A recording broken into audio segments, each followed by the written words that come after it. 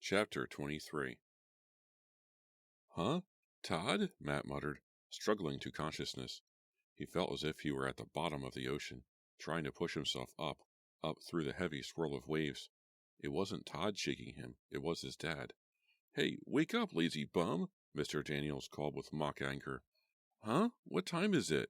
Matt stared into the bright golden sunshine flooding into the room through the open curtains.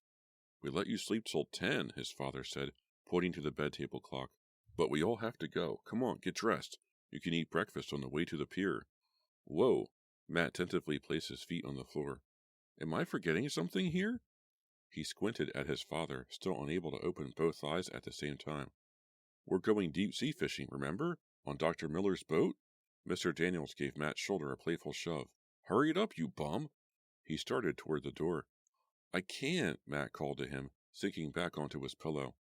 His father turned at the doorway, a concerned expression on his handsome face. What's wrong? You sick? Yeah, Matt answered quickly. No, I don't know. What's your problem, Matt? Mr. Daniels took 2 steps back into the room, pulling down one sleeve of his white V-neck sweater. I'm just so tired, Dad, Matt said, not lifting his head from the pillow. Maybe I am coming down with something. You look really pale, his dad said, squinting at him. Maybe you need a day out on a boat in the sun. I'm too tired, Matt told him. I think I'll just stay home and try to get over this. Mr. Daniels glanced at the clock. Well, okay, he said hesitantly. Your mom and I are really late. Sure you'll be okay? Matt nodded yes. Tell the Millers I'm sorry. His father turned and started to leave. He stopped again at the doorway and sniffed the air. What's that odd smell? He asked, making a face. It's just my dead friend, Matt thought darkly. Just my dead friend come back to warn me that I've been going out with a vampire. Nothing to worry about, Dad. I don't know. It's coming from outside, I think, Matt said, yawning. Still sniffing, Mr. Daniels gave a quick, regretful wave and disappeared out the door. A few minutes later, Matt heard the back door slam. Then he heard the car start up and pull away. Alone in the house, he forced himself up. The terror of the night before swept over him, and he knew he'd vomit. Choking it back, he staggered to the bathroom and leaned over the bowl. He had dry heaves until his stomach ached, his head spinning, beads of cold perspiration covering his pale forehead. Matt sat on the cool tile floor and waited to feel better. After a minute or so, his stomach seemed to unknot, and the bathroom walls stopped whirring about. No time to lose, he told himself. I've got to warn April. I've got to. She's got to believe me this time. I'll show her the bruises on our throats. I'll tell her about Todd. She's got to believe me. I'll force her to believe me. He brushed his teeth, threw cold water over his burning face, pulled on a bathing suit, and, still feeling shaky, made his way to the phone in the kitchen. He pushed April's number and listened patiently to the ringing. Once, twice. He let it ring 10 times. No one was home. April, please, he pleaded out loud. I've got to talk to you. He stood there for the longest time, leaning against the counter, the steady ring of the phone in his ear, waiting for her voice. April, please! But no one heard his plea. After a quick breakfast, Matt tried calling April's house again. Still no reply. Feeling a little more energetic, he walked to town and searched for her there. It was a humid day, the temperature in the 90s, unusually hot for this beach community. The walk to town tired Matt. He searched Main Street and, not finding her, headed for the beach. No sign of her there either. He spent the afternoon lying on the couch in his living room, getting up every few minutes to phone April's house, letting the phone ring and ring. No one picked up. That evening, he eagerly headed to town to renew his search. Yo, Matt! A familiar voice called out as Matt headed along Seabreeze Road, the sandy path to town. He turned to see Ben, dressed in ragged denim cutoffs and a faded Def Leppard t-shirt, running to catch up with him. How's it going? Ben asked, puffing from his short run. Okay, Matt replied without slowing his pace. The sun was lowering behind the trees, but the air was still hot and humid. Matt felt prickly all over and heavy, as if he weighed 1,000 pounds. I looked for you at the beach, Ben said, struggling to keep up with Matt's long strides. It was so hot I thought you'd be there. The surf was excellent. I can't believe you left the nice cool arcade to go to the beach, Matt said dryly. It was closed, Ben admitted, chuckling. They were fixing the machines or something. I wasn't feeling well, Matt said. He really didn't want to get into a big explanation with Ben. Intent on finding April and telling her the peril they were in, he wished he hadn't run into Ben. "Yeah, you don't look too great," Ben said, studying Matt's face. "What do you mean?" Matt asked defensively. "You're kind of pale," Ben replied. A sly grin replaced his concerned expression. "Must be vampires, huh?" he teased, remembering his previous conversation when Matt explained how he'd made a complete fool of himself with April. "Huh?" Matt stopped on the path to gape at his friend. "You've been hanging out with vampires again, huh?" Ben said, repeating his joke. "Has that great-looking redhead been sucking your neck?" "I just have a virus or something," Matt said brusquely. "Hey, it was a joke," Ben snapped, his smile fading. "What's your problem, Daniels?"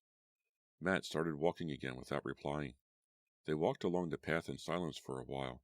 The rows of houses gave way to the broad, grassy field that bordered the town. The sky grew gradually darker, as if someone were turning down a lamp. "You want to go to the carnival tonight?" Ben asked. "A bunch of guys are going to check out the arcade, then head over there after dark." "Maybe," Matt said without enthusiasm. He stopped again. "Hey, there's April." She was several yards up the road, her head down, walking slowly as if searching for something. "Hey, April!" Matt shouted. "Catch you later," Ben said, and, giving April a brief hello, headed past her toward town. "April, hi!" Matt called, running to catch up to her. She stopped and raised her head. She didn't smile. "Oh, it's you? Hi?" Not much of a greeting, he realized, but he didn't care. He had to talk to her. He had to tell her what was going on. She stared at him impatiently, her face pale in the fading light, her eyes tired. Even in the descending darkness, he could see the 2 puncture marks on her throat. "I've got to talk to you," he said breathlessly. She raised a hand to cut him off. "I really don't have much time. I'm meeting Gabby in a few minutes, but I'm trying." "That's what I want to talk to you about," he cried, interrupting her. "Look at you. Look at your throat. Look at my throat." He tilted his head so she could see his neck clearly. "Matt," she began, her anger rising immediately. "Don't start." She turned her head, unwilling to examine his neck. "Just give me 1 minute," he pleaded, putting a hand on her shoulder. 1 minute, okay?" She considered it for a long moment. "Okay, 1 minute. But if you start in with that vampire stuff again, your time is up." "But that's what I want to tell you, April," he said, not meaning to sound as if he were whining, but too eager, too excited, too desperate to keep his voice down. "Gabby is a vampire, I know it. So is Jessica. They're both vampires." "Goodbye, Matt," April said coldly, rolling her eyes and motioning with both hands for him to leave. "April, listen." "No," she shouted. "Go away." "But Todd told me." She gasped, and her head snapped back as if she'd been slapped. "Huh?" "Last night, Todd told me." "Matt, you need help," she said softly, her tone growing more sympathetic. "We were all upset about what happened to Todd, but you're really mixed up or something. You've got to get help." "No, I don't," he insisted, unable to keep his frustration from his voice. "I know I'm right, April. It sounds crazy." "Yes, it does," she said, nodding, her eyes locked on his, as if trying to determine how crazy he had become. "But I know I'm right if you'd only listen to me," he begged. "I can't now," she said softly. "I'm looking for something, and—" "What? What are you looking for?" he demanded. She lowered her head again and resumed walking slowly, sliding her sandals over the sand as she moved, her eyes darting over the ground. "It's a silver cross. I was walking with Gabby last night, and the clasp was loose. It must have fallen off. I'm trying to retrace our steps." "A silver cross?" Matt asked excitedly. "And you showed it to Gabby? Did he raise his hands to protect his eyes? Did he cringe away from it? That would prove he's a vampire. He did, didn't he, April? He cringed away from it." He moved in front of her on the path, studying her face, eager for her reply. Finally, he might have some proof to back up his claim about Gabby. "Why are you acting like such a jerk?" April asked, frowning. "As a matter of fact, I showed the cross to Gabby, and he liked it." "He didn't try to hide from it?" Matt demanded. "No, he wasn't afraid of it, Matt. In fact, he helped me with the clasp." They stared at each other in silence for a moment, the sun dipping lower, the sky darkening to a rosy purple. "I guess that's the end of your theory," April said curtly. "No, it isn't," Matt insisted, following behind her as she continued her search. "Have you been feeling tired and weak lately?" "I'm not going to answer any more stupid questions," she said without turning around. "Have you seen Gabby in the daytime? Has he ever told you where he works during the day? Have you ever visited him there? Don't you wonder why he didn't have pizza that first night when all the rest of us did?" She turned angrily, balling her hands into tight fists at her sides. "Matt, you're really unbalanced." "Answer the questions, April," he insisted. You're being so stupid. I really want you to go away. No, April, I won't. Not until you listen to me. Go away, Matt, she repeated louder, and then she lost her temper and screamed, Go away, I mean it, go away. Unwilling to give up, Matt reached for her shoulder. She pulled away. A dark shadow appeared on the path, darker than the sky. Hey! Matt cried in surprise as Gabby stepped up beside April, his eyes on Matt. He was wearing black denim jeans and a dark, long-sleeved pullover despite the heat of the night. What's going on? He asked April softly, keeping his gaze leveled on Matt. Trouble? Matt, staring back at Gabby, felt the fear begin to knot his stomach, felt an icy chill course through his entire body. No trouble, April replied uncertainly. Matt stepped back, lowering his arms to his sides. He felt the power of Gabby's eyes, burning into him, searing like a laser light. No trouble? April repeated as Gabby continued to challenge Matt with his eyes. We were just talking? Gabby released Matt from his stare and turned to April, a smile crossing his face. Were you talking about me? My ears were burning. As a matter of fact, we were, April said, and took Gabby's arm. They started walking away, chatting comfortably. Matt stood motionless, watching them leave, still feeling the heat of Gabby's eyes. April glanced back once to see if Matt was following. Gabby never turned around. I know I'm right, Matt told himself, watching until they disappeared around a bend in the path. I'm going to prove it to April. I have to save her life. And suddenly, in a flash of inspiration, he knew how. Chapter 24. Where are you going with that camera? Mr. Daniels called from the living room. Matt stopped at the door. Oh, hi, Dad. I didn't know you guys were back. He swung the camera case over his shoulder and stepped back into the room. Okay if I borrow this? Do I have a choice? Mr. Daniels asked sarcastically. He gestured with his hand. Go ahead, be my guest. There are these really neat birds on the beach at night, Matt lied. I want to see if I can get some snapshots of them. His father lowered the book to his lap and eyed Matt cynically. Since when are you interested in birds? Matt shrugged. These were really neat. I don't know what they were. They chased all the terns and seagulls away. He felt bad about lying to his father, but there was no way he could have told the truth. I'm going to take pictures of a boy April is dating, and when the boy doesn't show up in the pictures, it'll prove he's a vampire. No way his dad would buy that one. Who would? There's very fast film in there, Mr. Daniels said, setting down the book and walking over to Matt. The only difficult thing about shooting at night with this camera is the focusing. Here, let me show you. Matt was eager to get to the carnival, but he couldn't just run out the door. He stood patiently while his father removed the camera from the case and showed him the best way to focus in the dark and the best shutter settings. Be careful with it, Mr. Daniels warned, as Matt hurriedly pushed open the door, fastening the camera case as he walked. I spent a fortune on that camera. Glad someone's getting some use out of it. Matt called goodnight. I'll get very good use out of it, he muttered to himself. I'm going to trap a vampire with it. His plan was to snap an entire roll of Gabby and April at the carnival. When Gabby came up invisible in every shot, April would have to believe Matt. The proof that Gabby was a vampire would be right there. Half jogging, half walking, he made his way to the carnival grounds. Stepping into the white light of the powerful spotlights, his eyes surveying the spinning, whirling, toppling rides, his ears filled with the delighted squeals and shrieks, Matt suddenly remembered that he had arranged to meet Jessica at the beach. Too bad, he thought bitterly. Maybe when I don't show up, she'll take the hint. Maybe she'll realize that I've caught on, that I know what she is and what she's been doing to me. He raised a hand to his throat and felt a warm pang. Jessica is so beautiful, he thought, so exciting. He could suddenly smell the fragrance of her perfume, so sweet, so sharp. The carnival appeared to melt in a blur of white light. He felt drawn to it, drawn to the beach, drawn to her soft red hair, to her dark lips. No! Gripping the camera case with both hands, he strode purposefully past the Ferris wheel, his eyes searching the crowd.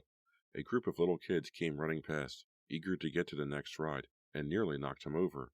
He grabbed onto a pole to regain his balance. He checked the camera. It seemed okay. After a short search, he spotted April and Gabby holding hands in line for the Ferris wheel.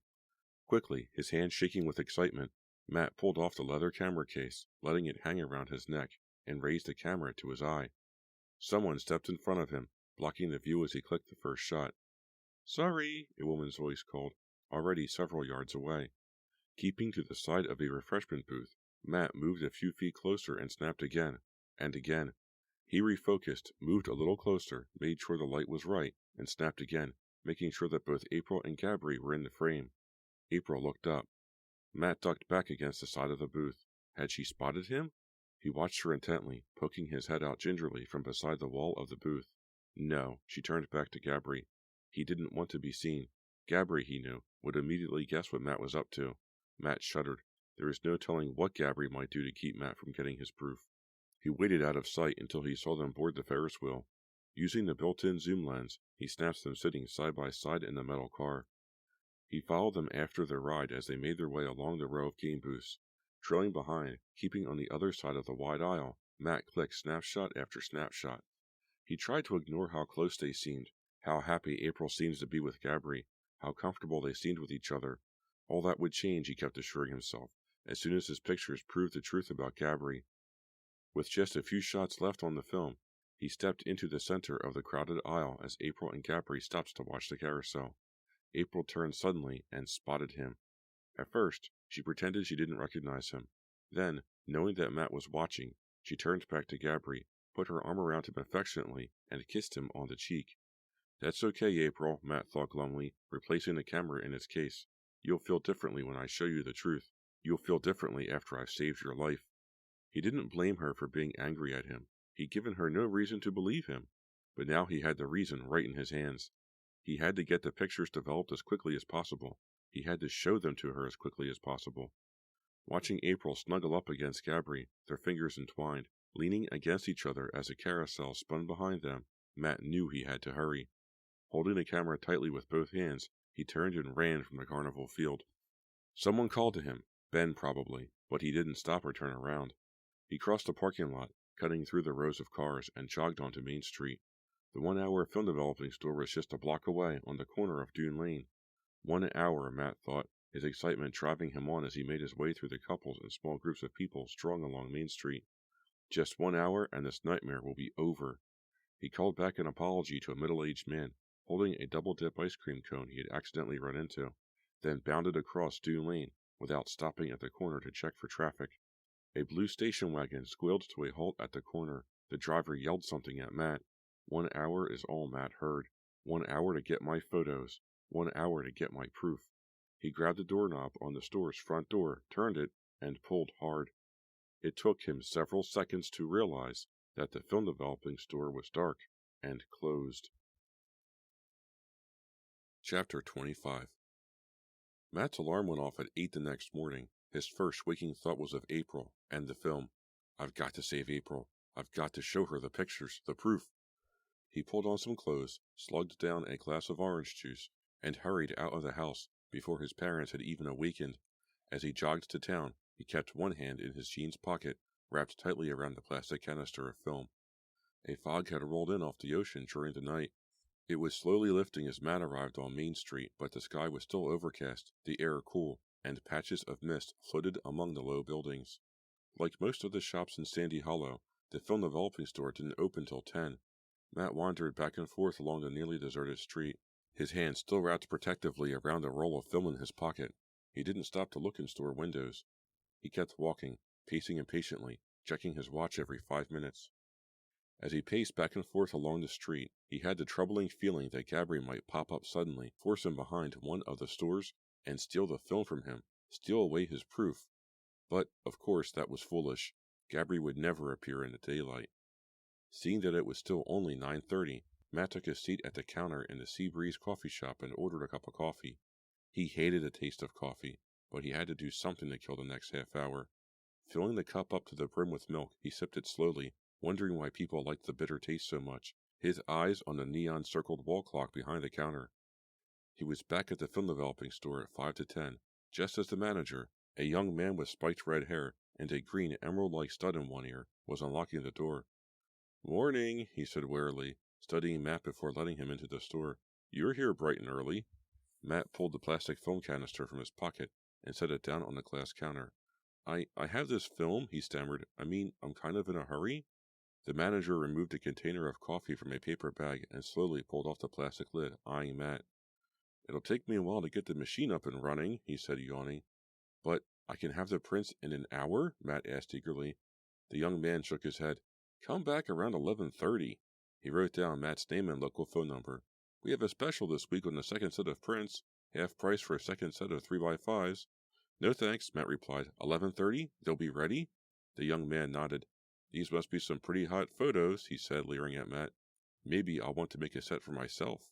He laughed loudly to show that he was joking, but Matt turned and hurried out without cracking a smile. Back on Main Street, he thought of April. I should call her, he thought, and find out where she's going to be at 11:30. He began to search for a payphone, then changed his mind. I'd better wait till I have the proof in my hands, till I have the snapshots showing April and no Gabri.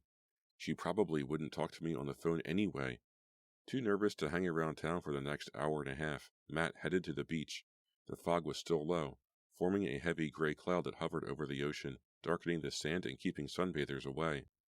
He walked along the dunes for a while, trying to will time to move faster. He was back at the developing store at 11:20. The young man greeted him with an apologetic smile. Sorry. Huh? Matt didn't grasp his meaning. Sorry, am I too early? You don't have my prints?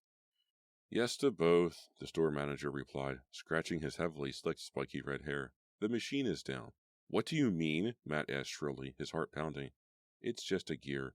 I called the other store in Newton's Cove for replacement. But when will you have it? Matt demanded. The young man shrugged.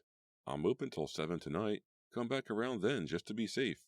He picked up a local newspaper from the folding chair behind the counter. I'll have them for you at 7. No problem.